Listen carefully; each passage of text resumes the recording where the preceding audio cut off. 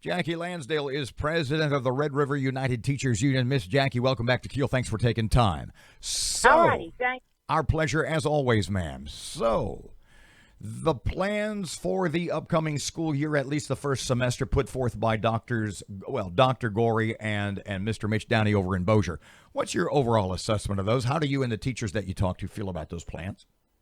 Well, we understand the importance of students getting back into school and what a stabilizing influence, and we understand that we need to be moving toward that direction.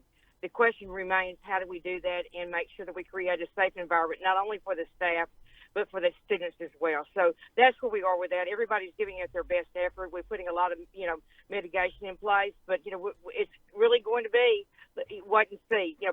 Caddo puts theirs back, so we got a kind of a month to see what's going to go on. And, as far as the reduction in the COVID cases. So that's really where we are with all that. In talking to different teachers, and I know you talk to a lot every day. In speaking in speaking to teachers in both parishes, is the consensus that the distance learning, digital learning in the spring was a total waste of time, a total disaster? And B, are they any more optimistic about the distance learning as we head into late August? Going back to the distance learning in the spring of the year, where we saw breakdowns in the distance learning, it was really remarkable that we were able to pivot and roll it out the way that we were able to roll it out. So I'm going to say that first of all. And then in one of our districts, Red River Parish, they had more difficulty with that because they have over 70% of their children that don't have internet access. So that's a huge equity issue right there. But getting back to the fact, Caddo and Bossier rolled it out there. I think DeSoto rolled it out as well.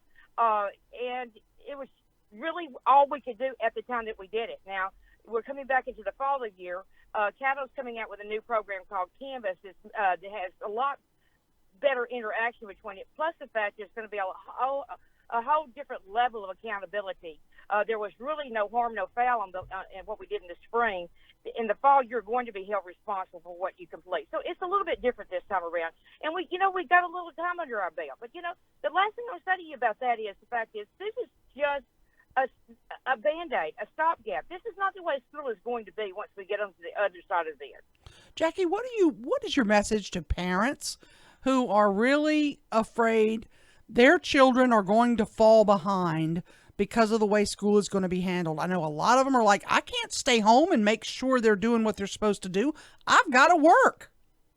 We understand that. And that's one of the biggest reasons that the schools moved as rapidly as they did to try to reopen. But remember now, we closed in March of last year with a lot less COVID cases than we have right now. So we understand that. But, what we would like for the parents to know, and hear me well, we're not the enemy here. The school systems are not the enemy here. The enemy is a virus that we're trying to get on top of, that we're working, that our many organizations that are out there working tirelessly to try to get a vaccination in place. So, what we say to you is that there's going to be every effort to have the classrooms available, but we have to use good common sense. We can't have the absence of it. Miss Jackie, you had some harsh words for United States Senator John Kennedy, and evidently this is a rift. These are criticisms, differences that you've had with him going back a long way. Let's start with the recent remarks, what he said about reopening schools, or at least the way you interpreted them. Well, it was offensive. John Kennedy is a Rhodes Scholar, so he's no dummy. And so for him to say that, he did it in a very purposeful fashion. And to say that to educators, I don't care.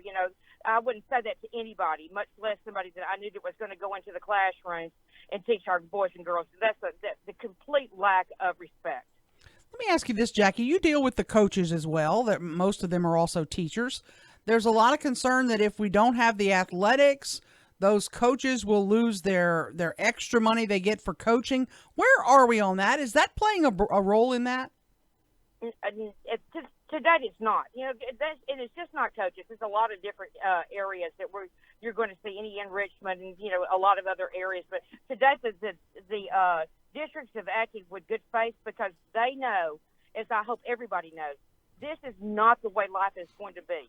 This is a stopgap measure where we are right now. This is a Band-Aid. This is trying to get to the other side of this thing. And what the meantime, trying to provide the best quality public education that we possibly can. Jackie, it may be in the minds of some misprioritizing, but one of the big topics right now is there going to be fall sports, specifically high school football? People are probably asking you that all the time. So I will too. What do you think? What do you think's going to happen? Well, we're still in phase 2. I think that's where we're, whenever the governor, moves us to phase 3, we can start talking about that. But we're in phase 2, and we have to listen to that. Why did he put us in keep us in phase 2? Well, there were some very good reasons for that, and he's using the best medical advice that he has there to make that decision.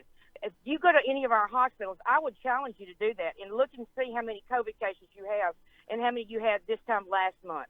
Until we can get on top of that, that's the reality. Whenever you have people that are going to the hospital and they have heart attacks, cancers, having a baby, whatever, and every available spot is taken up with a bed for a COVID patient, that is horrible to all of us. We all have a moral obligation to get on top of this. And sports part of that, but that's really where my focus is the fact that this is being harmful to all of us. Jackie Lansdale, Red River United. Thanks for your time. Thank you, ma'am, very much as always.